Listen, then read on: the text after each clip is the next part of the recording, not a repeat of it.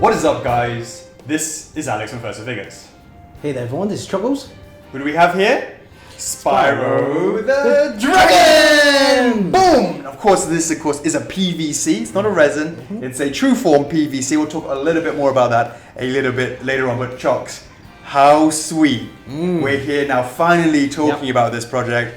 We've been tee-heeing all the way since 2017. We've been knowing about that remastered coming out. Yeah. A lot of tee-heeing going on, but finally we're here, Chocks. We can now show everyone this. Now, of course, this isn't the first time people have seen it.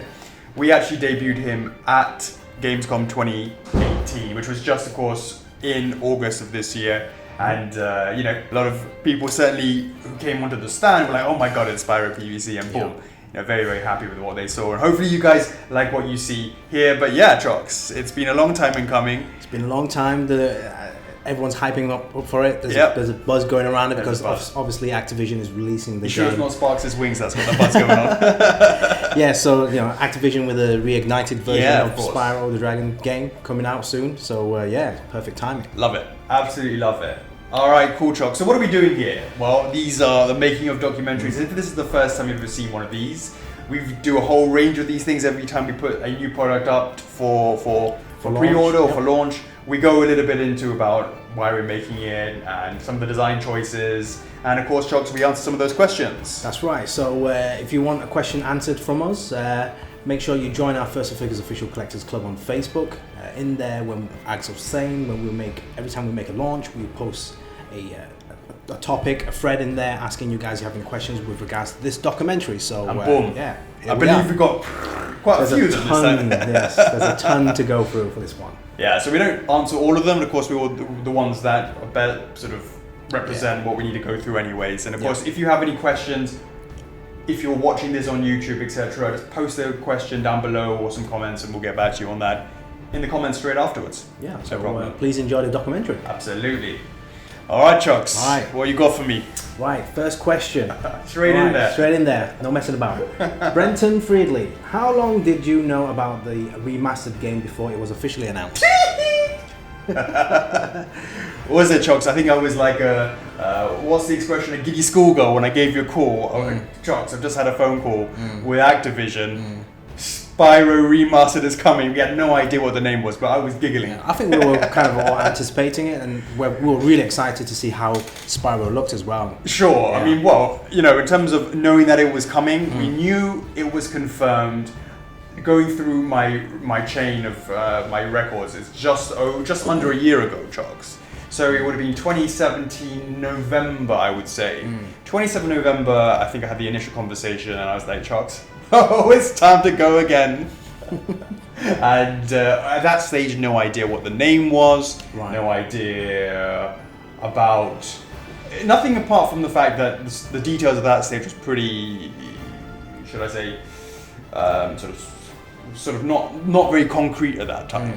And it wasn't until actually after sort of Chinese New Year that I can recall actually seeing the this is like around file. about So February 2018 time, 2018 is when we actually first saw what it looked like. So we'd known that it was coming a fair amount of time beforehand. I believe the announcement trailer was April. I believe it was April 2018 when, is that right? Where we actually knew about the name, the Reignited Trilogy, etc. Knowing about that was, I believe, then. And yeah, man, just... And here we are, finally. How's our poker face? What? You had no idea? Yeah, so, I mean, guys, do check out our official blog on our website. We've made a post recently with regards to how we started off with the Spyro resin, and then leading up to the Spyro PVC. There's like a short little story of how that happened on there. So do check out our blog as well. Yeah, absolutely. So definitely we knew about it a while ago, and it's been such an honor to know about that.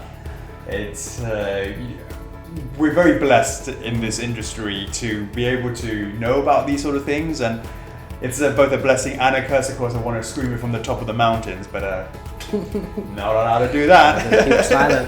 That's right. Those are NDAs for reasons. But definitely it was really cool to be able to see that. So, as you were saying, Chogs, it's something that we actually tried to come up with a Spyro PVC way back when.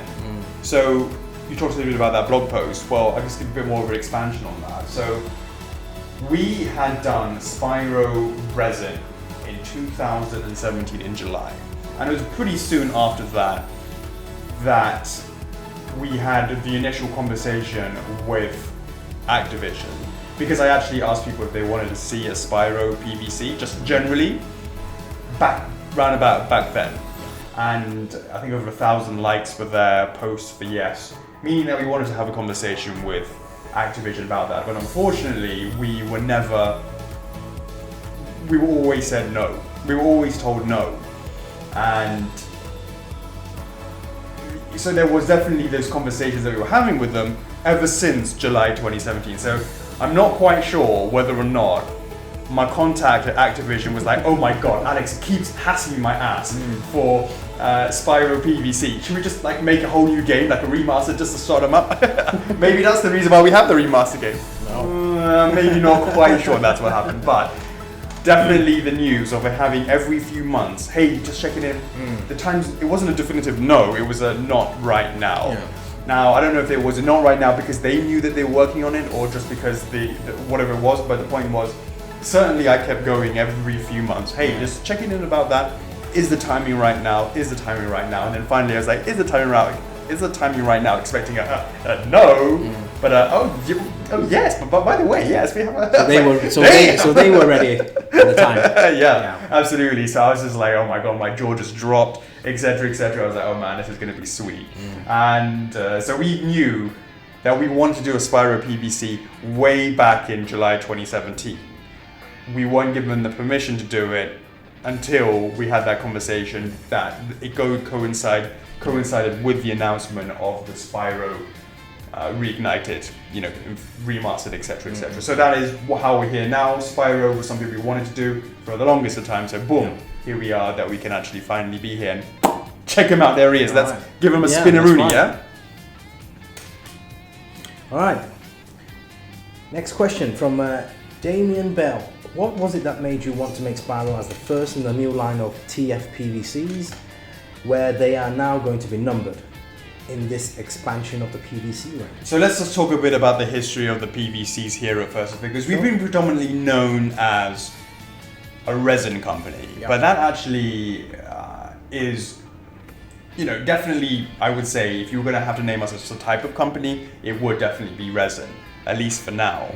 But we've dabbled in PVC in the past. We made those sort of Sonic minifigures back in the day and some 5-inch ones, and we've been doing some things back and forth. But really, there's been a new sort of thinking over here at First Figures where we actively said, you know what, we want to actively be known not just as resin, but also known for PVC as well. I think it's really key for our sort of expansion. I feel like it's like almost like a kind of pyramid of products that we can offer, where you start with things like a more accessible PVC range that gets people in, and then they realize, oh, you guys also offer resins, and what's the difference and what's that all about?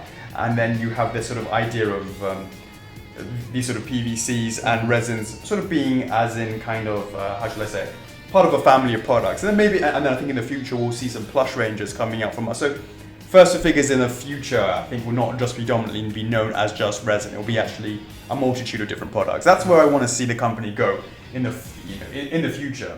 So with the whole idea of PVCs now becoming more and more important for us, if we just quickly go over the sort of recap of what we did, we actually sort of had that thought of actually saying we're going to be doing PVCs as a more, not as a one-off, but more as a continuous range.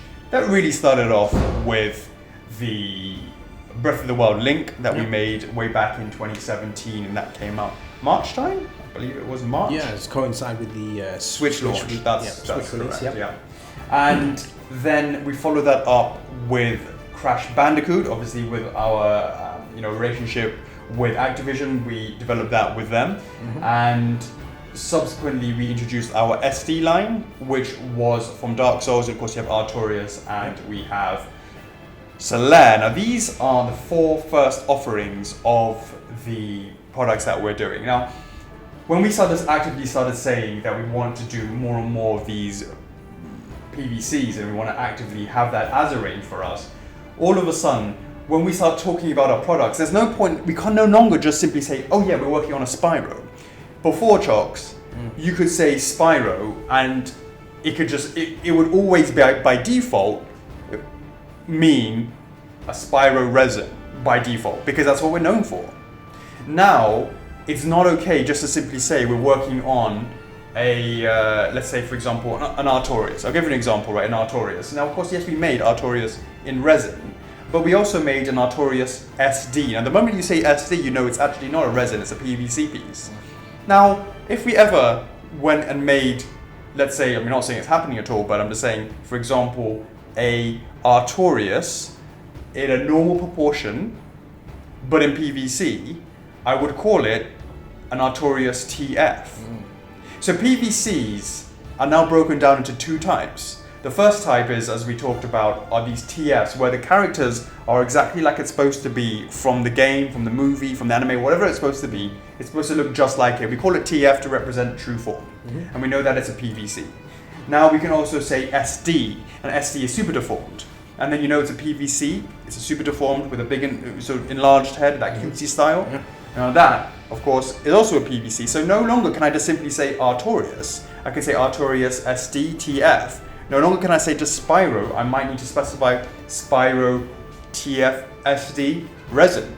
So let's say we get a new license. We can say, oh, we have license, and then we say we have in SD, and we're going to be doing in TFs, and we're also going to be doing them in resins. And then hopefully in the future we can start adding PL plushies. Well, yeah, I mean, that's from over the many years of experience and feedback from the consumers. A lot of people, you know, like I said, they started off collecting resins, but you know, we want to bridge that gap even closer for those guys that are used to collecting game collections, collector's editions. Absolutely. So it's like a kind of in between step before they move up into resins. So, absolutely. Yeah, so PVs are a great entry as well, and the size of this as well. Yeah, you can actually have quite a lot of PVCs in this range, and it still doesn't take too much space. Right. Yeah. Right, and that's absolutely right. So if you consider the fact that we're going to be looking for this direction, it made sense to bring the numbering system of Trueform TF to apply to these, because we started doing that with SDs, because we sort of, by the time we had sort of developed the SDs for the Artorias and Solaire, we really kind of knew that this is something, that PVCs is something that we want to be expanding into. Right. So we sort of then thought, don't forget though, we also had the exclusive edition for the Crash Bandicoot. That's absolutely PVC. right. That's absolutely right. Yeah. But in terms of, I mean, and that's all sort of stages of experimentation of how to do and what actually works and what worked and what didn't work. But the point is, by the time that we did SD, it was quite good because we actually knew that this was going to be something that we're going to plan to do a lot of in the future. Right. So therefore we said we have the chance to now say, you know what, we're going to make sure we can get this numbering system right. So we have SD representing super deformed, and then we have the numbering system 001, 002, etc, etc. Now we didn't have that for the first 2 PVCs that we made that are TF, and of course that was Link and Crash. If everything was normal and we went back and we knew that at that stage that we were going to be doing those, because we thought that was just going to be a one-off, we would have done that as TF001, and then that would have been TF002, and this actually would have been TF003, but I was kind of in 2 minds whether or not to go to 003 for Spyro, or just, you know, those first, we're going to call them 0 and 00, and this is 01. We're going to go from there, and we're going to consider that Spyro is going to be leading the charge with the first of the TF names for PVC. So we're now very, very clear moving forwards. Every single TF that we ever make moving forwards will have a number based afterwards, and we're going to kick it off with 001. Right here, Spyro. Boom! I love it, Chocks. I love it. Yeah. The TF line. The TF line. Not to be confused with the SD or the resins. Boom! Right, next question from Thomas Drew. How did you decide on the pose for this figure? Was it hard to choose? Keep up the great work, guys. Alright, so why don't we talk a little bit about this? I think, Chocks, I think we should be talking a little bit about, before we go into the pose, let's talk a little bit about the sort of details. And then we can talk a little bit more about the pose as well. Yeah, sure. So one, you want to sort of take a kind of stab at going from, horns, ow! You know, from the horns and going and make your way down. Talk about some of the details that you see. You can talk about the paints as well, and then we'll talk straight about... away, I mean, guys, if you're a Spyro fan, you would know the obvious difference from the upgrades that the original Spyro Dragon from the old PlayStation 1 game and the new upcoming reignited version, the whole totally new design of Spyro. Upgraded is perhaps not the word, it's the redesign, I would say. Yeah. But you know, the differences. Well, there's a lot of things upgraded, right? HD upgraded, so it's kind of like more detailed than it was before. If you guys checked out the demo, make sure you do. Yeah, so a lot of details, the scales on the back. Individually painted, yo. Yeah, all different shapes and sizes. You know, you can actually feel the bumps. They're raised. Yeah, the raised on the back, and that's just the scales. And then you have the actual sort of ridges along the back. Even higher ones along the back that runs down the back towards the end of the tail. Yeah. So of course, I mean, if we talk from the horns, you can really see that we've got these beautiful lines going through there. That really goes from the front all the way down to the back, as you can imagine. So as it sort of spins around, you can really sort of see how that goes around from both. And you've got it really nicely, perfectly contrasting between the purple of the head and the yellow of the horns, going into the mohawk. Yep. And you know, it's got those sort of ridges going down the edges there. You can see that. You see the size of the mohawk. Right. Yeah. You can really sort of see that. And if we talk a little bit about the actual face itself, as you said, it's really on point from the actual game, from the actual, obviously, the reignited game itself. But the details on that really is to do with the way that the expression is there, the way that we've got the nostrils having little, the nostrils aren't just circles, they have little sort of almost like quotation marks. Front, or how do I call it? One's are sort of you know, going like that, and the other one's going like that. Yeah. Sort of quotation marks on, if you're sort of doing it that way, sort of rounded like that. And if you keep on going, you have these beautiful wings with the webbing going in between. Yeah, you can actually feel it. It's not just flat. It's not just flat. Yeah, the webbing itself, you can actually feel the lines between. Absolutely. Each webbing. And you know, Spyro has that kind of hardened surface. They got the kind of the horns there, but you also have it. Where else, Jocks? That kind of style. Kind of style? What are you talking about? This kind of lined, ridged kind of. You would obviously you expect the horn to be hard, right? Mm-hmm. So what else? Do you have that kind of armor plating, kind of? I would say along his front. Yeah, and then goes all the way.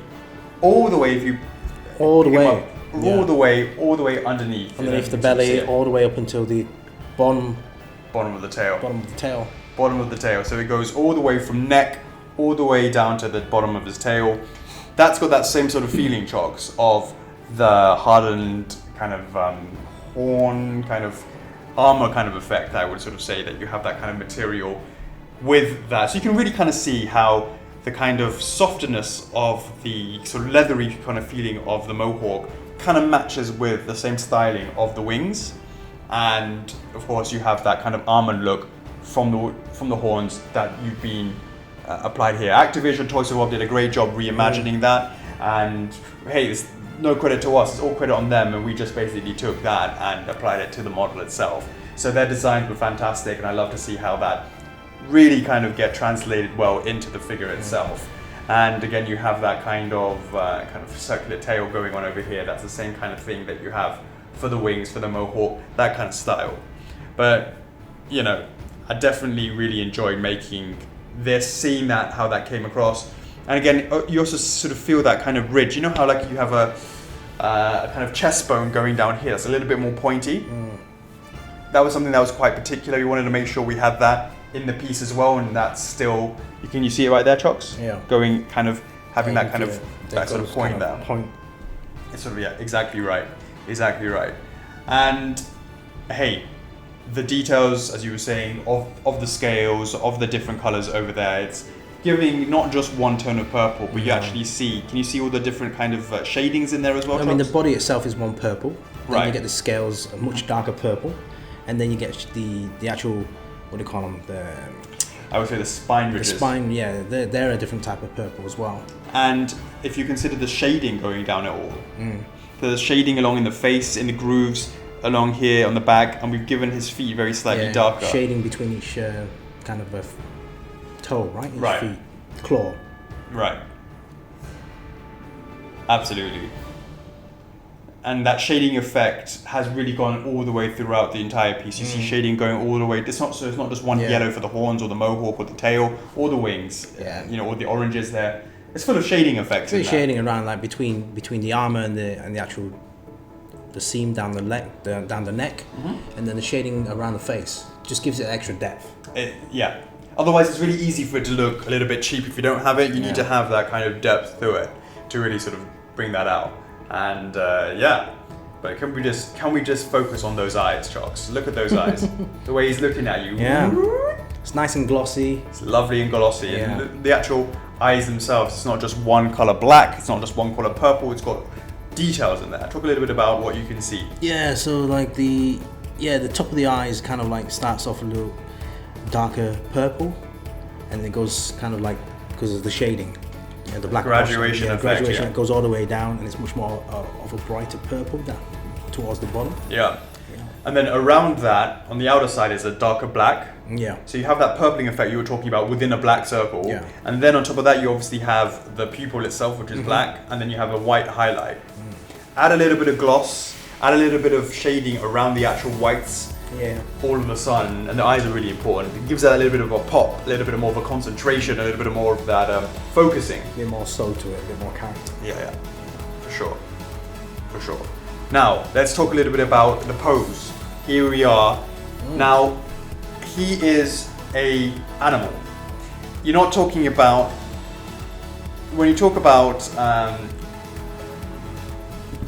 when you talk about superior and inferior, posterior and anterior, we're talking more about the fact that when he stands, he's not standing straight. He's not a humanoid character. He's standing like a doggy, right? He's a good purple boy, right? The goodest of boys, right? And he would him standing straight would be on all fours like a dog, like an animal, like a dragon would be, right?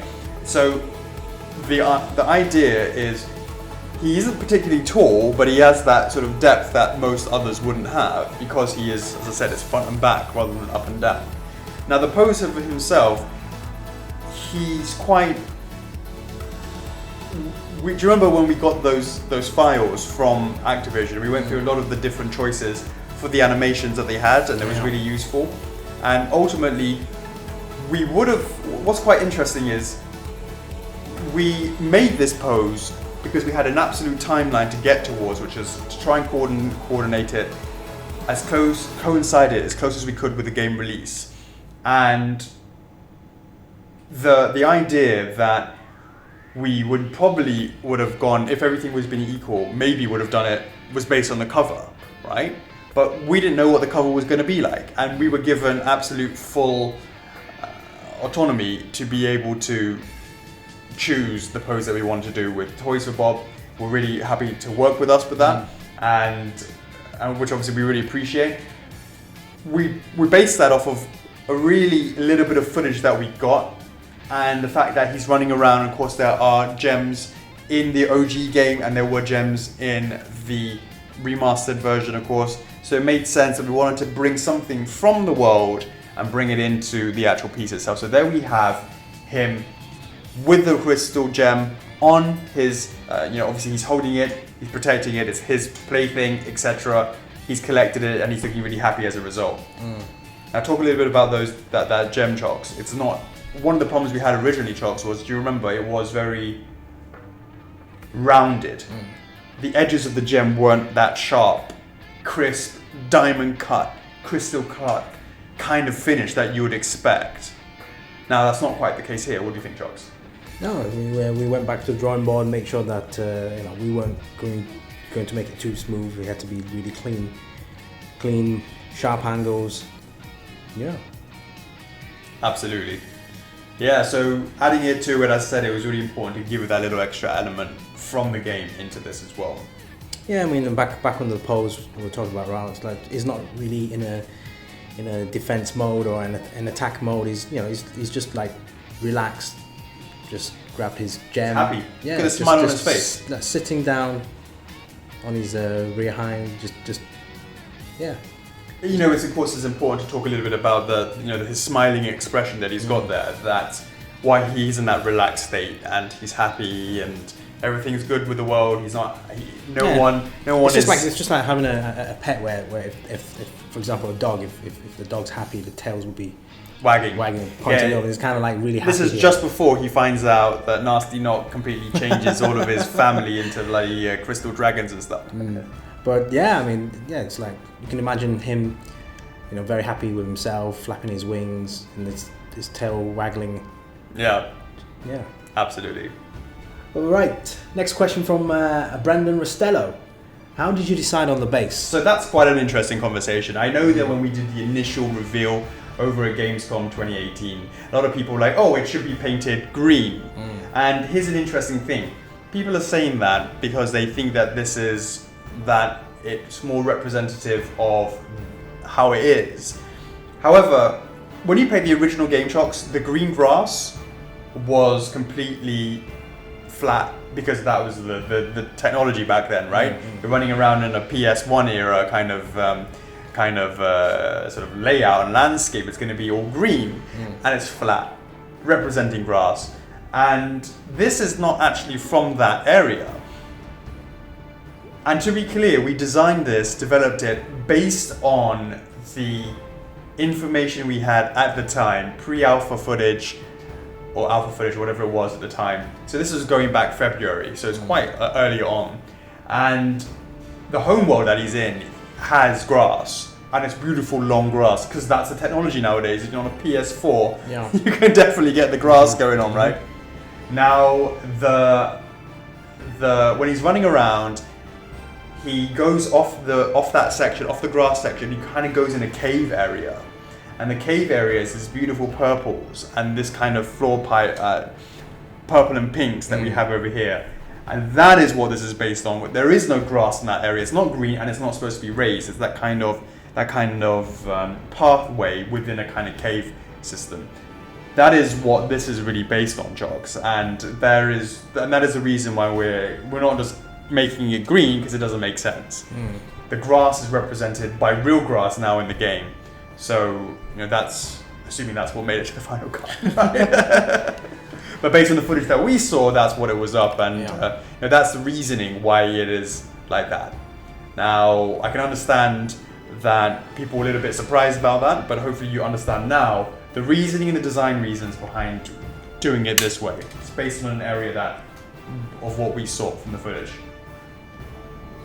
All right, well, that answers your question, Brendan. Right, next one from Melissa McLeod. What has been the most challenging part of the PVC to get right? Mode. The right mode? Right/mode. To get right mode or pass. Okay, that is a really great question, and I think in order to answer that, we're going to have to show you something through the power of technology in 3, 2, 1. Boom! Check it out, guys. It's that time again, Chuck. 3D puzzle time. Let's go. Here we go. Injection, raw pieces here. I love it. Spyro looks like some sort of nightmare creature without it. You told me, call me on my Spyro telephone. Cool, we should make a Spyro phone. Right.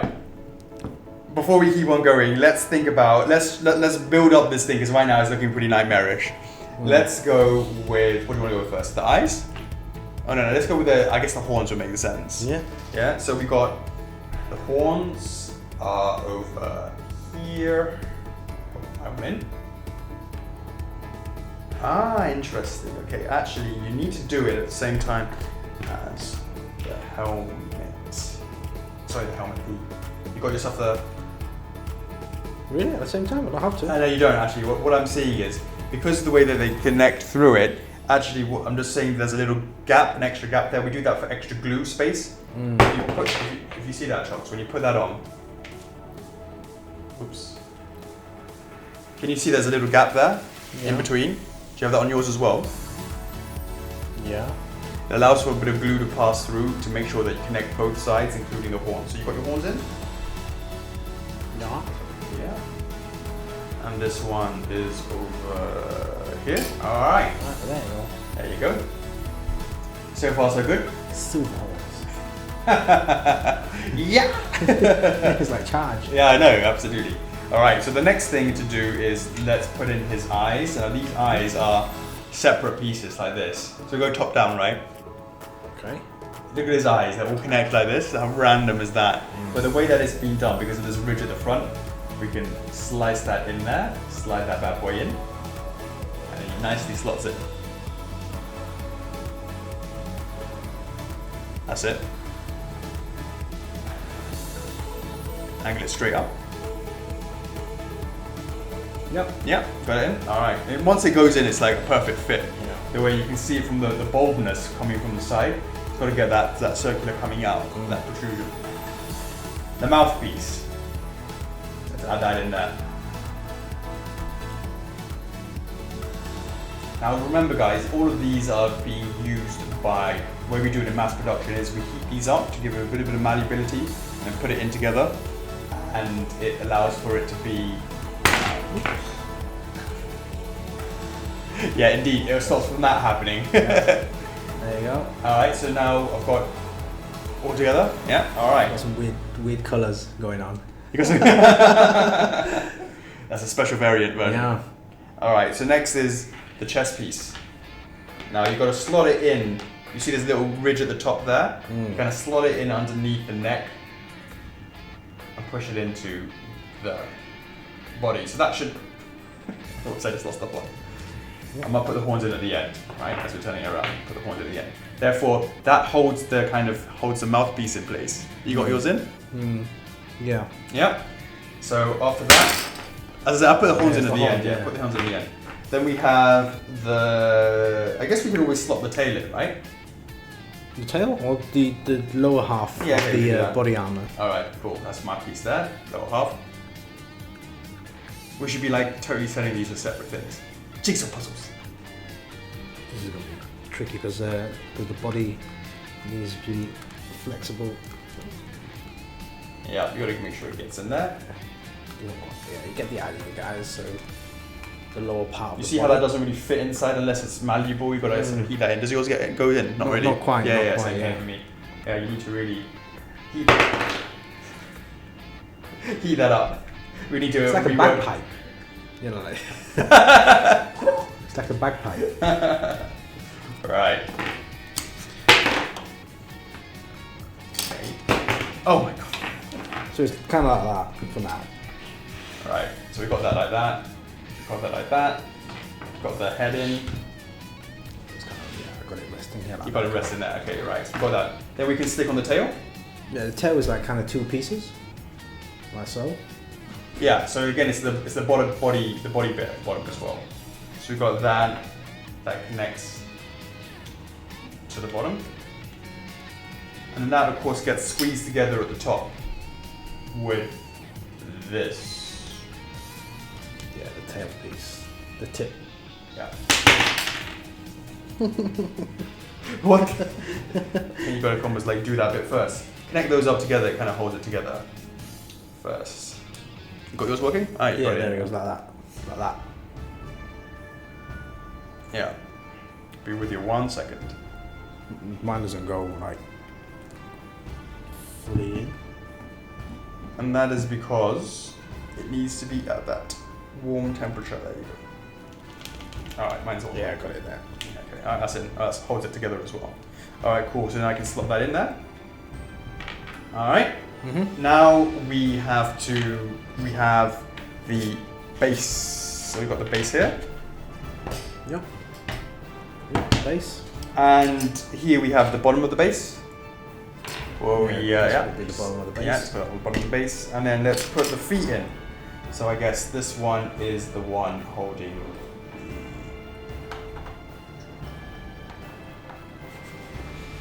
I'm sure you guys are finding this riveting, right? So it's almost like, did you actually like put it on the base first? I'm thinking. Yeah, I'm trying to put the feet in first. So that one's there, that one's There here. it is, yep, like that. So there's 3 feet touching the ground. You got yours on touching the ground? Get in, you mother. Hold on. Is this the right one? You can put this one in this. Oh, that is correct, yeah. And then this one is the one that holding the gem. This one holding in here. There you go. This one is in there. Yep. And then this one is holding the gem. Ta-da. Don't have a gem with us right now. Put the horns back in. Are you done already? Jesus. Yes. God. About to lose a mouth here. Slide. This side. That side. And boom! The wings. So that one goes in here. And this one goes in here. Ta-da! Now, I have these, right? I'll bust these open. These are the individual bits that go down his back. So, if you can actually see down here, those that go into the tail, those are these pieces here. 1, 2, 3, 4, 5, 6, 7, 8, 9, 10. So on the back of his back and the tail, you get those. That was a bad idea. You just drop one. Don't worry about it. Yeah. So, yeah, I did quite a few.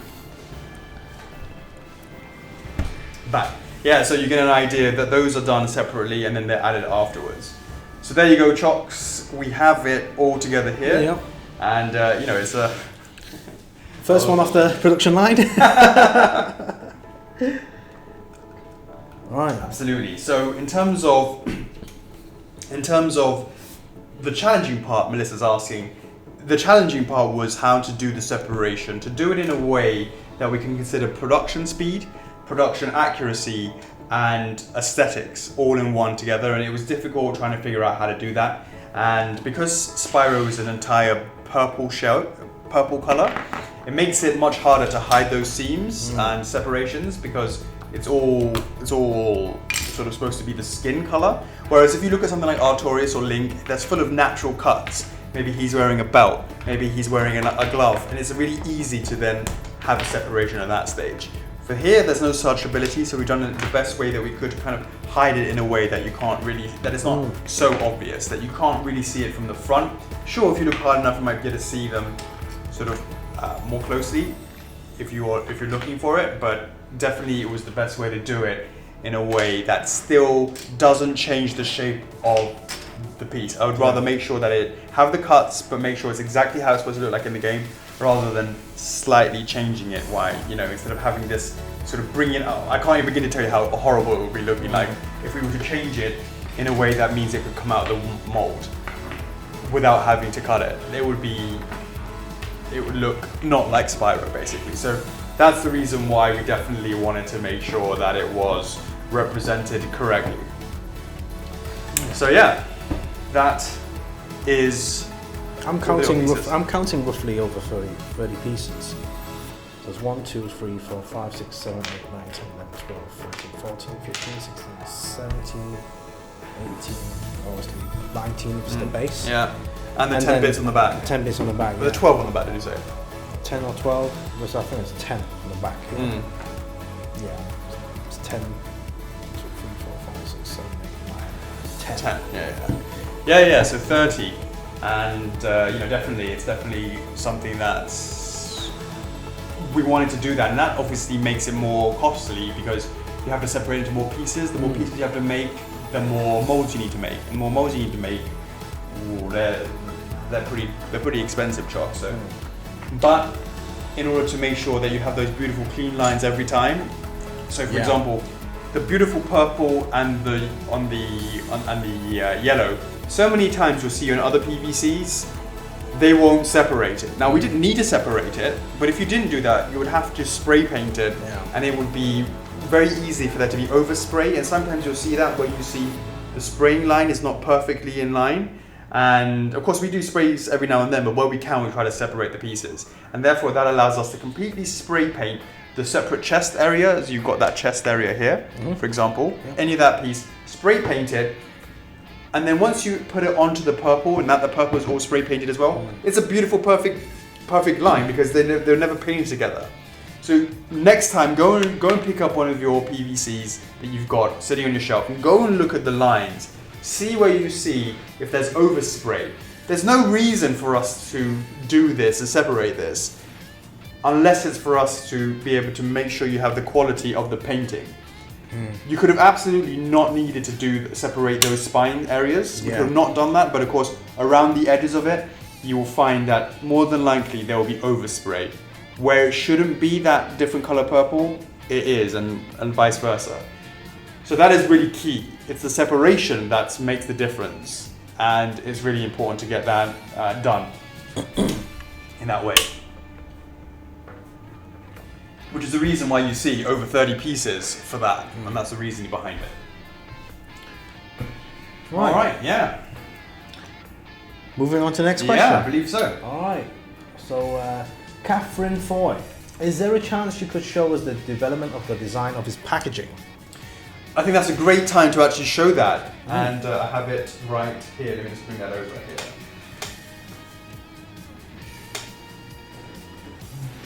Boom! Check it out. Now, let's bring this good purple boy, put him on my table over here. Right. Bring this beautiful packaging over here. Give that a bit of turn. Get that out of the way. If you try and get that out of the way, you can just shove it forward. Yeah. Now, let's start by saying what a great job Sandy's done. It's of course got the beautiful contrast between the purple and the fire. The purple and the fire, you already see that from the way that goes through there. And why don't you talk a little bit about that, Chox? What do you see? First of all, I see the backdrop, the top area of the box. You can see the scaling. Trying to represent the body of Spyro, the same purpley color, and then immediately you can see the glossy logo, the new logo. Boom. Yeah, the new logo for the new game. And then so basically it's open.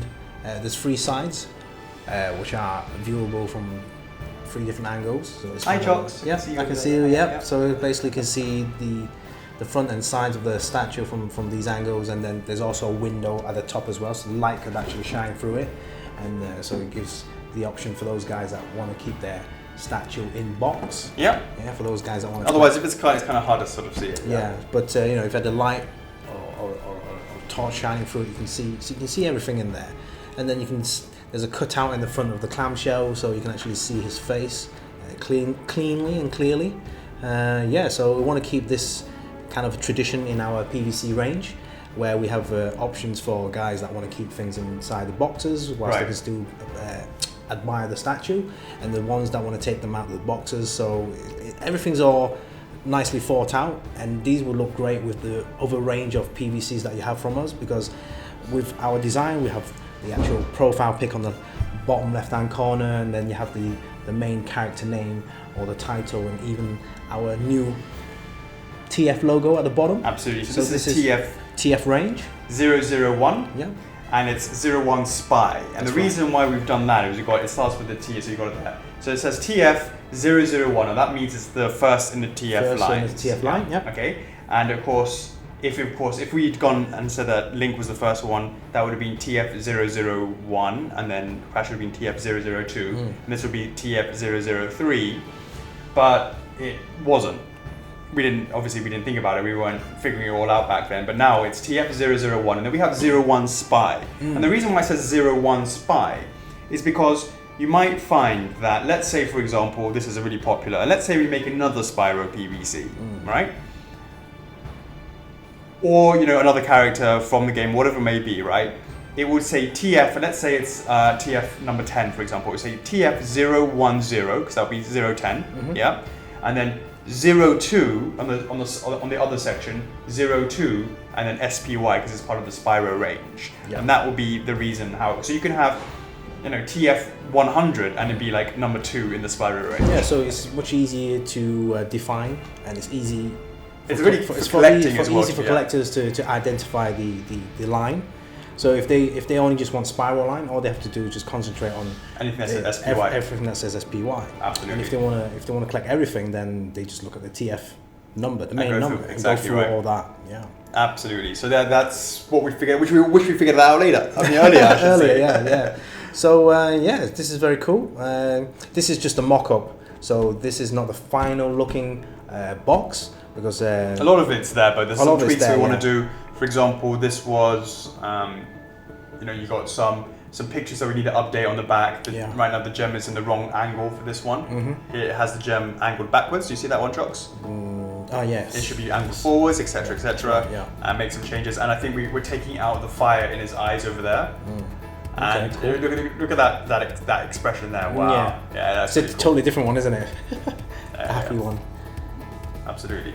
So, and it shows his range of emotion. So that's what it sort of looks like. Yeah, and the final piece will also have our First Figures genuine holographic sticker on the top top right corner. That's correct. Yeah. Do you want to talk a little bit about that backdrop chocks inside? Now, of course, we have the Spyro figure inside. Of course, it's just a PVC prototype. It's just in grey. Yeah. So with all our PVCs, inside there's a diorama backdrop. I think why don't we just try and see if we can remove that out. Yeah. So included with all our PVCs, there are a diorama backdrop. So very simple. Put this on the back, and they have our website on the top, and then these internal flaps. We've got those. There's a gem on this side. It's got that beautiful gloss UV on there as well. Yeah, you can feel the difference. So, again, this. Take out our Spyro. Thank you. This is the prototype that we had. Yeah.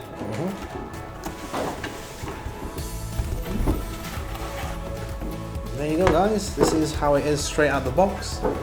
And in the box, there's a little instruction manual which tells you how to do. Remove that basically. Yeah, kind of cut it along the line, but you can actually just reverse this on the back. Yeah. Perfect.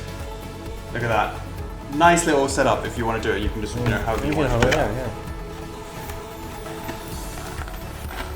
So all your TF ranges, all your SD ranges, etc., can have that on there to allow you to sort of hold that up.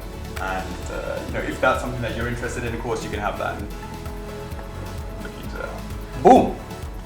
It's got his wings sticking out a little bit. So. Oops, sorry. Put that back. Yeah. So that is what it is, and of course each one also comes with a little leaflet. In fact, I've got it over here.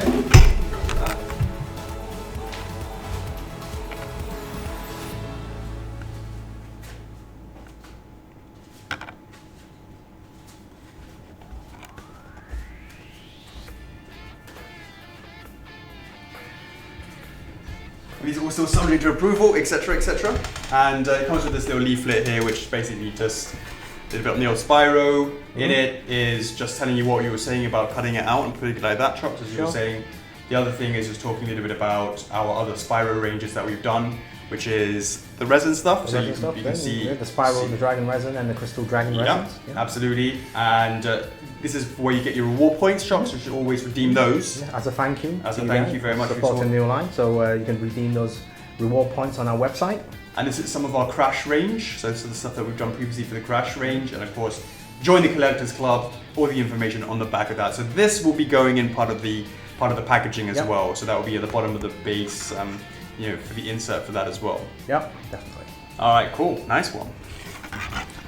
All right, we're going to put that back into the box because we need it. Yeah, of course. Right. So that one needs to come back in like that. Nice. So there we go.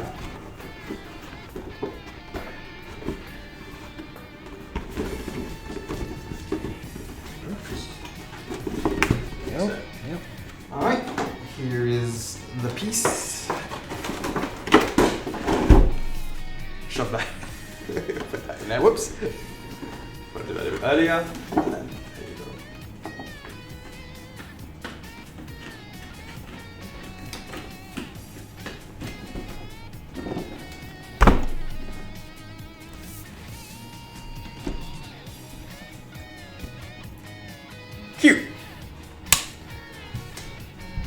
I like it, Chocks.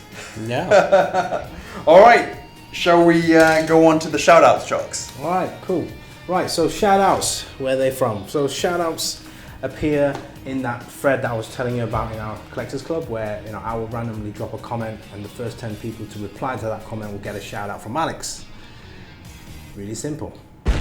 Let's do it. Shout out to Howard V. How you doing, mate? Derek Baker, honestly. This guy gets so many shout outs, I don't even know what's going on. Yeah. Shout out to Derek Baker, Ashley Liang. How's it going, mate? John Morales, yo, what is up? We got Brenton Freely in the house. We had some of your questions answered. Brendan Rustello, how's it going? Ryan Rustello, double trouble right there. Bada bing, bada boom. Dudley Stowe, how's it going? Shout out to Bridget Hill. How you doing? And last but not least, Brian D. Weatherlip. Congrats to you guys. You got your shout out right there. Weatherilt, I should say. Weatherilt. Yeah. All right, boom. So yeah, Chocks.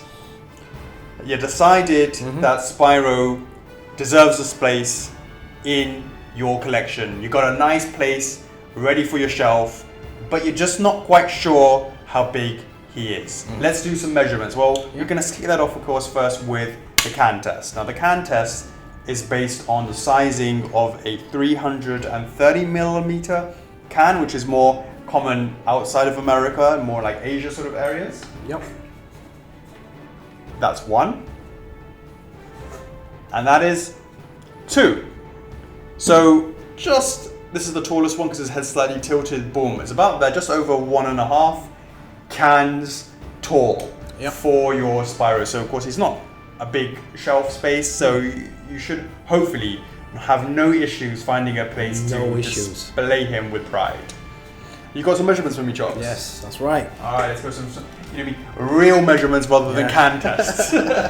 Well, straight out the box, this is going to be publicized as an 8-inch PVC. So generally this will be our TF range, kind of the 8-inch, 9-inch, 10-inch range. So yeah, depending on what it's... Depending on the character, scale, yeah. So this is an 8-inch PVC. I have that, like I said, that the top of the left horn is slightly higher. So I have that around about 8 inches. So that's going to be around about 20 centimeters. Okay. And then from the width, obviously the tip of the tail and the wing is kind of sticking out either side. So I have that around about 6 inches wide, which is 14 centimeters wide. And then depth, which will be from the front of No, this way. Wait, we're talking about depth. Yeah. So the front of the snout is kind of sticking slightly further forward, and then the wing, this wing here is actually further back. I have that roughly, again, around about 6 inches, so that's 14 centimeters. And the weight, this is not going to be anywhere near any resin weights. I have that around about 500 grams. That's still, got some nice weight. It's got some good very weight weighty for a PVC, yeah. For sure. That's for sure. Yeah. So definitely it's cool. Very happy to do that, to have that there. So this will be going through our typical distribution channels, hopefully at a local retailer near you. We will be hopefully seeing that sort of show up in the places that you would have seen some of our other stuff.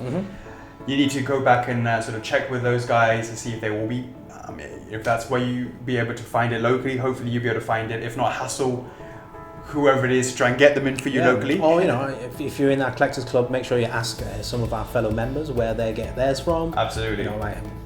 The best thing is always to ask the club members, because those guys will be out there searching for it. But Chocks, just want to quickly say something. That is not quite all we have to offer for Spyro. Now this is the we'll call it the edition that you can find locally. We'll call it the regular version. You can go find them sort of all over the world, hopefully in a store nearby you. But we also offer another version which is exclusive to firstfigures.com, only available for a limited amount of time, or unless it hits a certain number, and that is the Spyro exclusive. We're going to show that to you guys in just a second. In 3, 2, 1. Boom! Check it out, guys. Spyro exclusive comes with Sparks, his friendly dragonfly friend, right there on his tail. Check it out. Look at that. See it from the Yeah. Let's give it a bit of a turn. All right, Chocks. now that we've actually got him out, we can talk a little bit about how there are actually more parts to that. Obviously we saw the raw PVC pieces. As we talk a little bit more about that, why don't we bring those out? Because you can actually sort of help you there. So I've got the pieces here.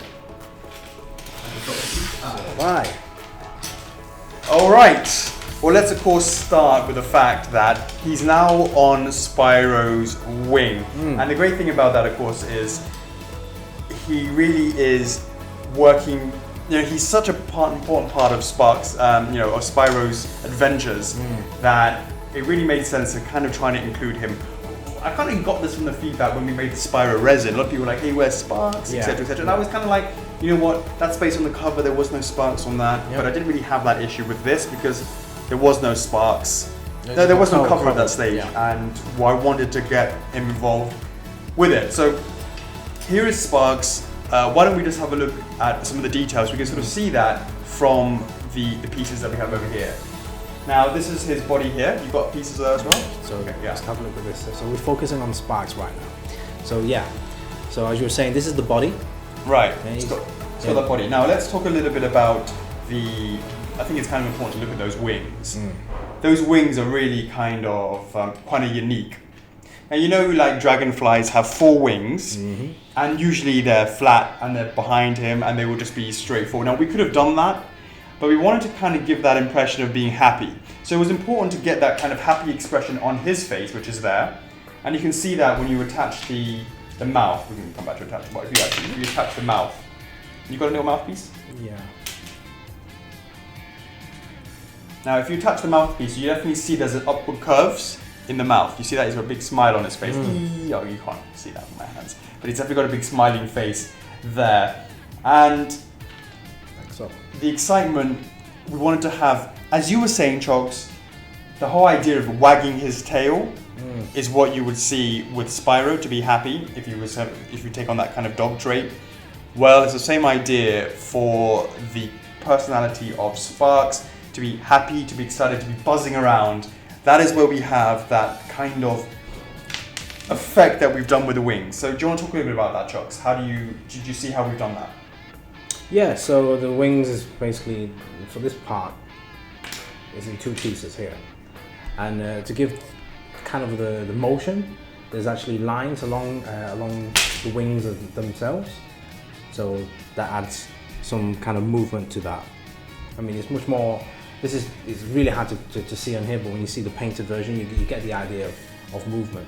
It's got that ridged effect, so it's almost like you've got a blur of his wings going through there, and that's really given it, excuse me, really gives him that sort of motion and that movement of his separate, kind of like when you see things spinning and it kind of blurry, you can definitely kind of make out the shapes when it's too fast. Well, that's what we really wanted to get with that effect, with the sculpting on that. And the bottom 2 wings is one set of wings, and the top 2 are another set of wings. And when I say by bottom and top, I mean that you see these ones are clearly, when you insert it correctly, got it? The ones on the sort of front, you got it there, is, as you can see over here, you have the ones on the top are much higher up and the ones on the bottom are below. So when you look at it from the front, you look at it from the front over here, you can definitely see that they are different layers. Now, with Sparks being on the edge of Spyro's wing, you can see that his wing is at an angle, right, Chucks? It's not going straight back, and it's not going straight out like this. It's angled backwards, as you can imagine for a wing. And it's not angled this way either. It's not angled straight backwards. But because it's not, if he was doing that, it would be more obvious. But because it's more like this, what we've had to do is if you notice, we've turned, Sparks is going straight along his wing. He's going straight along his wing. And as a result of that, it means if we didn't change his head, he'd be looking straight. He'd be looking directly into back of his horns. Back of his horns. He'd be looking, exactly. Yeah. It would be looking directly here. If you followed his eye line, it would be like that. But can you see what we did, Chocks? At the top, if you look from the top down, you can really see that this is his body. It's straight, right? but then look at the angle of his, if you look at the angle of his head, it's going this way, but his tail is going downwards. And that means that we've turned his head to the left to give that ability to also see the person who's looking at Spyro, to also be able to see Sparks as well, looking forward. And that's the reason why we turned the head. And we wanted to give a little bit more movement and life to him by raising up his left foot over here. Now, of course, he has 6 legs. Now, this was something that was quite tricky. And if we go back to some of the difficulties that Melissa was asking, this was quite challenging. The Spyro, the Sparks is connected to very few areas. One is just this one side over here. You have one side of his foot and his other feet, which has 3 connection points, because it needs to be really, really, how do I say it? He is really, really small, has really small legs, small areas of contact points with the wings. And the wings itself is really, really thin. That was incredibly challenging. And it made it difficult for us to put it all together and have that together and working. So what you will notice here, Chocks, is that these wings and these feet are in a translucent material. Can you feel the kind of difference between these versus this? Yeah, they're different PVC type. So that's right. This is actually called PP. Sorry. It's called PP material. Now this PP material is a different level compared to PVC, and it's got a strength to it that typical PVC doesn't have. And if you leave PVC out in the heat too long, it will droop down. However, if you look at these, this wing is ABS. Yeah. Okay, so it's strong ABS. Then one level above ABS, Chocks, is this PP material, and that is what we had to use for Sparks's wings and Sparks's feet in order to be able to structurally support it. The exclusive version comes with Sparks assembled. It's not removable. He's not removable, nor is it possible to remove his wing, because it's important to have the weight of the wing of Sparks to be able to go, and we have to glue the wing to make sure it's fixed, and otherwise it wouldn't pass the aging test. So that's the reason why Sparks is fixed and he's not removable. And definitely that's why we wanted to make sure that we had that. We're using glue there to make sure it didn't just fall out over time. So if you look at the details, Chocks, of the painting, do you want to talk a little bit about how the wings are and a little bit more of the details that you can see? Yeah, I mean, it does pop out. It's very vibrant. It's a big contrast to the colours of Spyro. Yeah. You see the kind of like a turquoise blue at the very inside of the wings.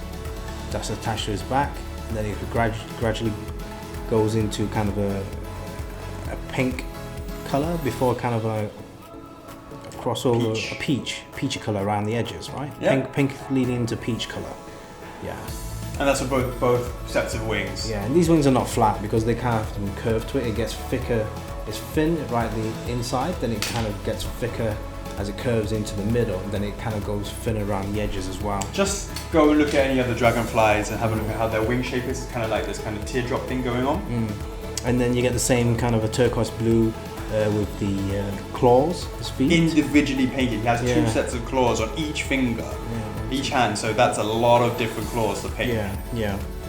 And then, so that goes into the legs and into the body, which is kind of very... Got that shading in there as well. Shading in there, yeah. Now this is an earlier prototype, Chocks, right here. There's a hole here, but that's not there. If you see this one here, Chocks, this is the final one. Yeah. You can see that there is no hole there now. Yeah. The only one hole is there for his foot to be inserted in.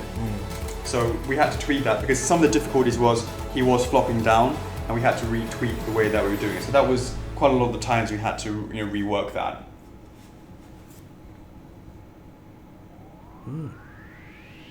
Yeah, so there you go, guys. You can really sort of see.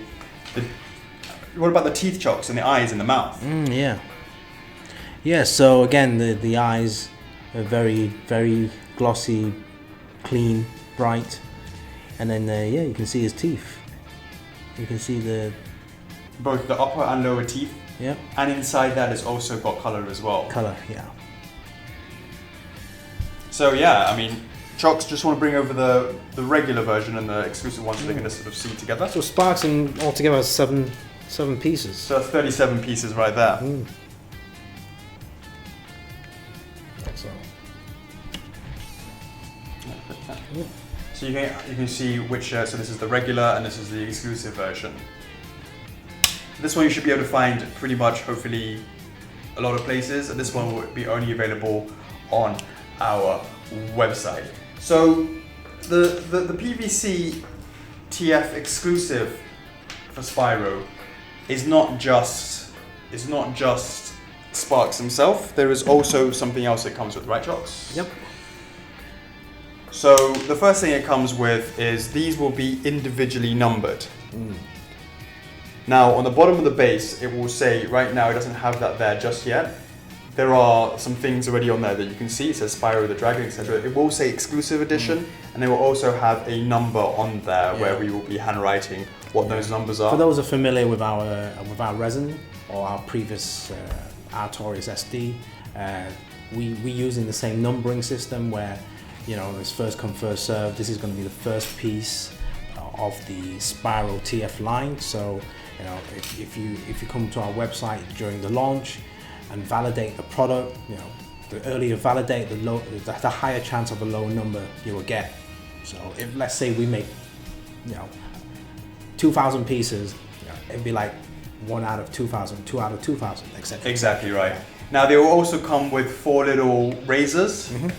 Razors, you know, we'll call it a little black sort of kind of padding. Yeah, padding. Just to give a little bit of height to that, and so we'll have that. And that's really to protect the numbering, protect the base so it doesn't get scratched as you know.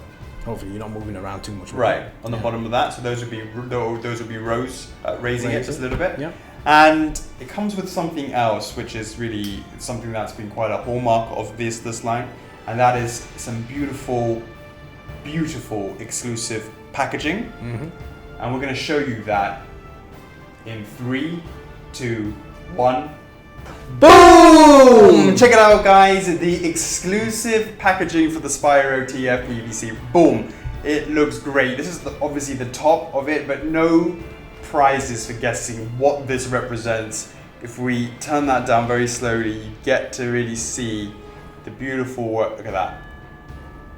Look at that. Oh, I love it. Sandy's done an amazing job. She does our packaging here over at First Figures, and look at that, Chocks. If that doesn't look like a beautiful treasure chest, I don't know what does. What a beauty. Now, of course, Chocks, this is a handmade sample at this stage. Yep. There are things that we will be doing to make this pop out a little bit more. For example, over here, the bottom of this is a red color, and it will be done in a shiny foil, so that's going to have a little bit more pop to it. Same with the colors of the wording on there. It's going to have a lot more pop to it.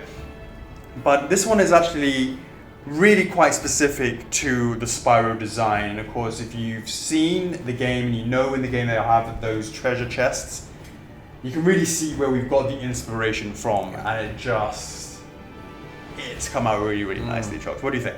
Yeah, definitely. I mean, you know, this is part of the exclusive of this premium box packaging. We wanted to spend a little bit more time on this as well. So handmade boxes. It's really very good. very sturdy boxes. Absolutely. Yeah. So if we talk a little bit about the design itself, let's just actually, now you sort of have an overall view of it. Let's have a look at a bit more of those details. So on the front, if we just look at the front there, it is Spyro, and it has that beautiful picture of Spyro. I have the Spyro logo over here. You have a beautiful picture of Spyro there, and underneath it, of course, Spyro 8-inch PVC paint statue, F4F right there.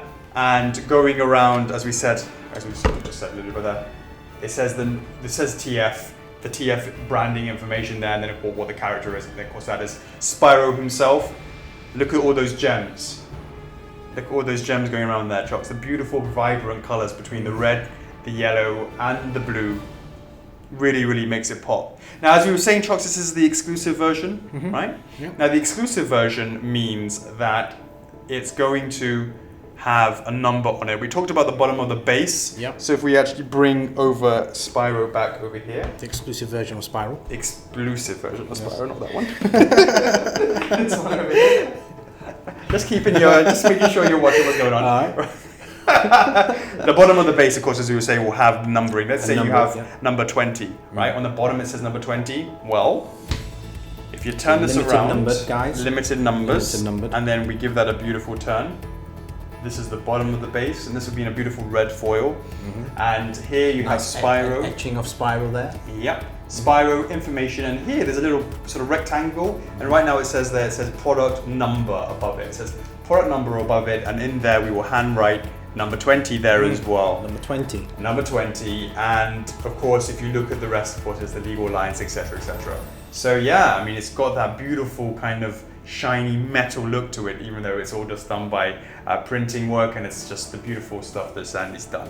Really, really great. So this really completes that Spyro exclusive sort of effect and feeling, and it gives you a bit more of an idea of what it's going to look like if you were to be ordering the exclusive version. So yeah, that's it right there. There you go, guys. Stick that.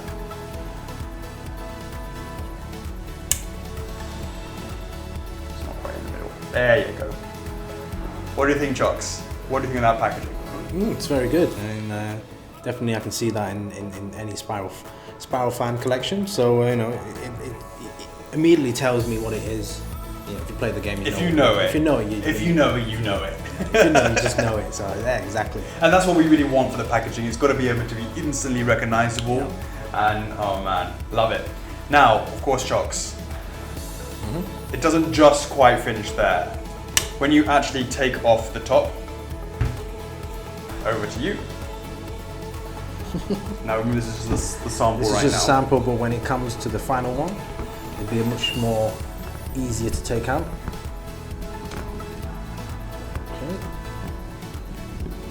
Okay. All right, sweet. Right, so guys, you can see this is a shoebox design. So basically, take this out. Inside looks like this, kind of just a red cover, and then for those that want to keep the lid, and still want to display, you can actually put the bottom box, Etc. It will the just top go in, box, obviously. and then you can display, Etc. Etc. you can display a piece. Put out. Right. Now, before we show how you can display your piece, there is a covering which will be on here, which is this. Now, this, Chucks, is it's the cover. It's going to have one of those little flaps that you can pull out. Like a ribbon. Like a ribbon that you can pull out. You'll see that in a minute. Here we have the authenticity card. This is going to be in a beautiful gold foil that goes around there.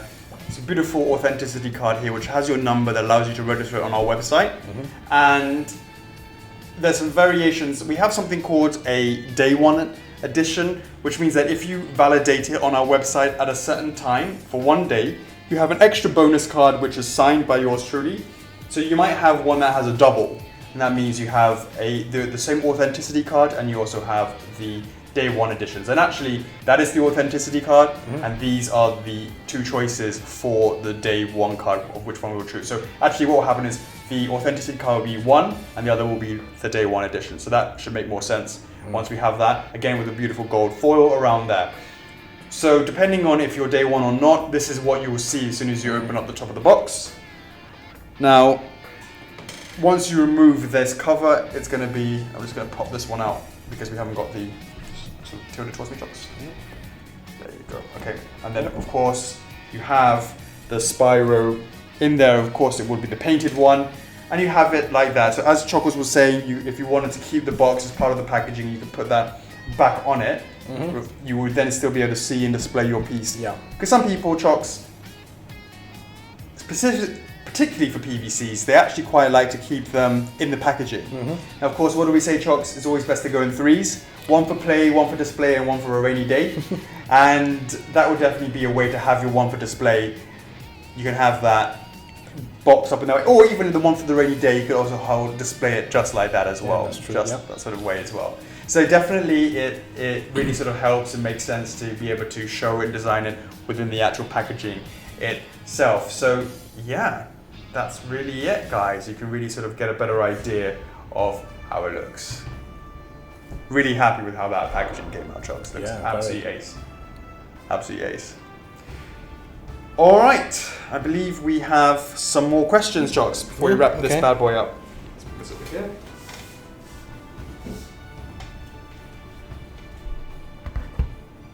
Right, okay, so moving along.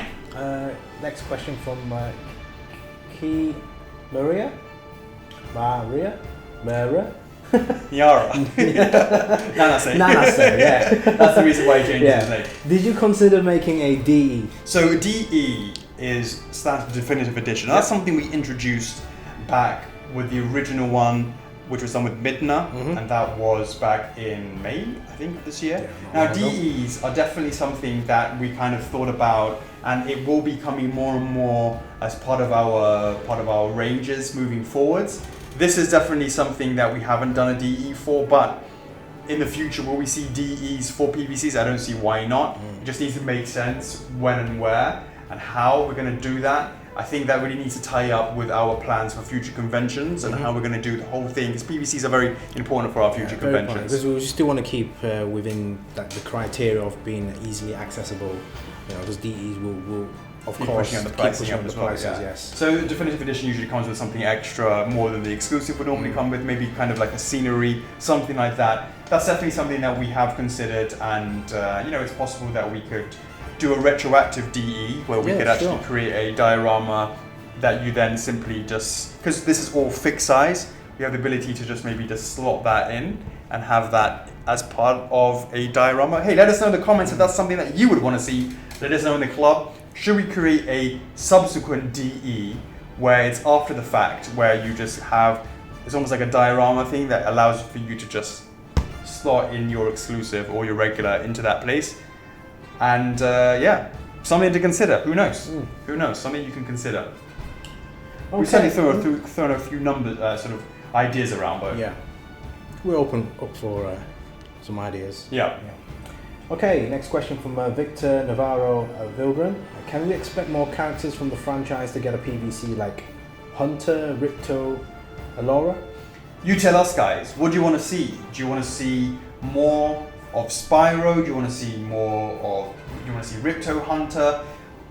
We would like to hear what you guys. A lot of what you guys say influences in what we do. So you know, your voices are heard, or shall I say, your lack of voices are also heard as well. So it really goes both ways. If people are pushing for these, rallying the fans for certain characters, and there's not a lot of buzz, then that's the answer to that. If there are a lot of voices asking for it, hey, who are we to just sort of say no? So definitely, if that's something that you're passionate about, we would love to hear from you guys. All right, next question from Alessio Bucci. Can you show us a comparison with PVC Crash Bandicoot?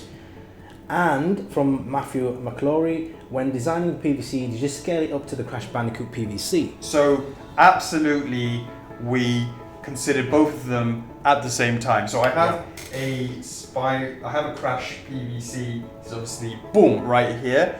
It's from the remastered version, and you can see they are perfectly scaled. Now we did that scaling with our resin pieces of Spyro and Crash, where Spyro is definitely taller than, Crash was definitely taller than Spyro, but we talked about this right at the beginning.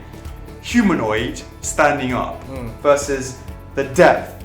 Look at the depth difference between the two. You can see he's much longer over here for Spyro if you compare it to Crash. You can see much more here, but shorter, because that makes sense when you're talking about an animal. And you definitely see that Spyro is the smaller of the two, as he should be, but he's actually in the same scale. If you actually talk about all the resin, you'll actually find out there's more resin actually in, PVC. Thanks. I would suggest cutting that, but don't worry about it. But if you look at the actual material being used, actually there's more with Spyro than there is with Crash right there. So you can definitely see that they are meant to be displayed together. They look great next to each other. you have to get them both because growing up playing on the PlayStation, these were the characters. Certainly from the PS1 era, the mascot of the PS1 era, and it's fantastic that they're both under the Activision umbrellas for us to allow for us to actually make these pieces and actually scale them in that way. So it's absolutely. So this is Alessio. This is for you. You can see that this is how they look together, and obviously for Matthew's question, the answer is we absolutely considered the sizing of them to make sure that they were like this, and hopefully you agree. It makes sense that this is the way that they look together. Now, in terms of where we came up with that scale references, there isn't that much. There is obviously the Skylanders where you see that Crash actually joined it. That's kind of where we sort of saw it, and a lot of inspiration sort of came from there. Definitely, though, as you can imagine, with a standing up character versus a animal character, you can really sort of see how that would sort of look like. So yeah. I think also, Jocks, I think what it would be nice to be able to see as well is why don't we actually show them all together. When I say them all together, let's show Spyro with the Spyro PVC with the Spyro resin as well. Sure, okay. Yeah, should we do that as well? Yeah, let's do that. All right, why don't we show that in 3, 2, 1.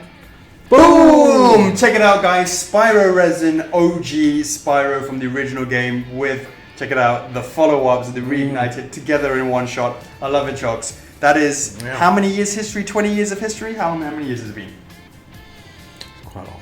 Let us know in the comments. Quite long. But I'm really happy to be able to see these all together and have it part of the First of Figures products that we offer, to see the Spyro and the resin piece, and you get to see it next to these pieces here, and you can really see that if you're fortunate enough to have gotten one of these pieces, how it would look like if you were to pick up a Spyro PVC, how you can imagine your shelf looking, and yeah, that's where we're at, Chocks. What do you think?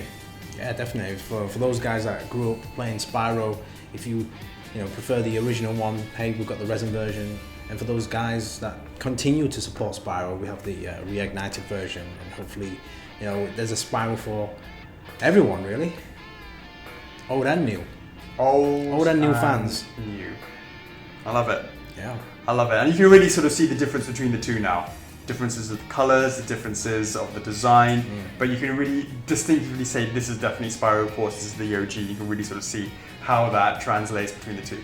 Wow, you can really sort of see. Look at the nose differences. Yeah, it's changed so much. Do you know how? Do you remember those pop-up lights of the cars? Oh yeah. Those like the rage in the 70s or whatever it was. Yeah, it's like pop-up lights. Compared to the new, more sleeker design of the noses. Is that right? Yeah. And the brow as well. Yeah. Oh yeah. You can see how the brow's completely like. You see them next to each other like that. That's funny. I love it. But yeah, absolutely the goodest of purple boys right here, right now. Hopefully you like what you see. All right, Chocks, I believe we have one last question. All right, cool. Right, one last one from Deborah Higgins. I know you are focusing on Reignited right now, so I was wondering if future Spyro statues for Reignited would only be PVC or if there might be a resin eventually. Well, that's a great question. I think it is. We've definitely got plans to do a resin version from the reignited version, and that's definitely going to be sort of in sort of scale of this Spyro as well. And hey, who knows? I would probably like to actually see potentially a PVC TF of the original design in the same scale as this one here. So you have the resin, you have two versions of Spyro in resin, that's the OG and the reignited, and two versions of TF PVCs, of course, and that will be the reignited and the OG. Let me know what you guys think. Would you like to see that as well? That's definitely something would be I would love to do in the future.